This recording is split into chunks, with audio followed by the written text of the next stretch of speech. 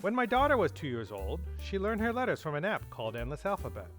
Then my son turned 6 and he learned algebra using the DragonBox Algebra app. A year later, he started making Euclidean proofs with DragonBox Elements. These games blew my mind. I had grown up with edutainment games that tried to balance fun and education, but ended up being mostly just fun. I also used rote learning apps like Duolingo to drill my foreign language skills. It was okay, but rote learning was a lot more education than fun. The educational games my kids were using felt different. They weren't trying to balance fun and education, they just merged them. The fun gameplay was the education. I slowly realized that this was an entirely new type of educational video game.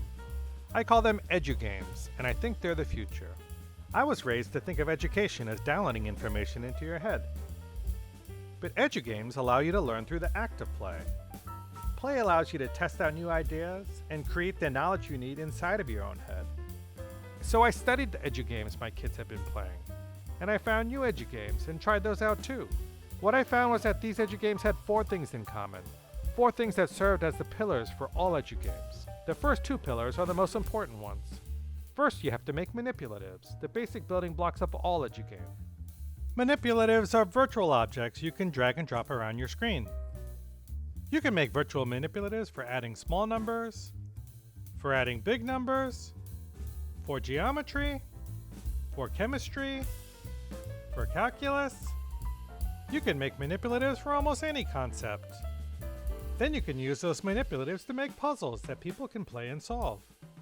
You can make matching puzzles where players have to match manipulatives with each other, or you can create simple algorithm puzzles where players drag and drop manipulatives to learn a series of steps.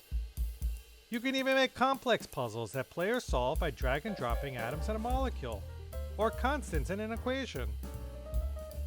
Of course, you have to make learning as easy as possible using bumper bowling, whether it's giving players hints on what to do next, or just automatically doing it for them.